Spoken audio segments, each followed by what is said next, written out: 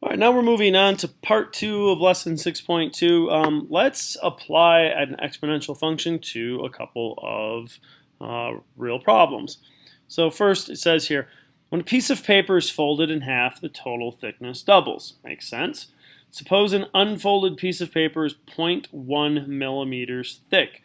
The total thickness, T of n, of the paper is an exponential function of the number of folds.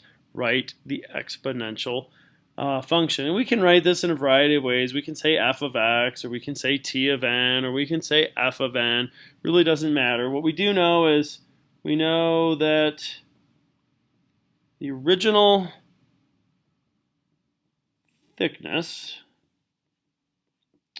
equals 0.1 millimeters.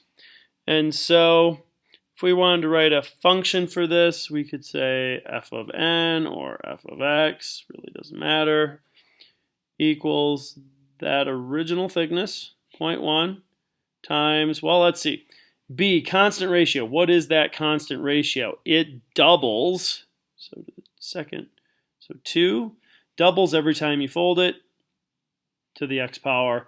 That'd be the number of folds. So you could fold it twice, or 3 times, or 4 times, or 5 times, or 6 times, and it would increase that thickness each and every time. So now I want you to try the next one on your own. Pause the video for a moment and then come back. All right, so hopefully you did this one on your own, but let's go through it again together. It says a savings account with initial balance of $1,000 earns 1% interest per month. That means that the account balance grows by a factor of 1.01 each month. Okay, so that is the growth. That's our ratio. If no deposits or withdrawals are made, the account balance in dollars, B of t, is an exponential function of the time t in months after the initial deposit. So again, let's talk about what we know. We know the original balance is equal to $1,000.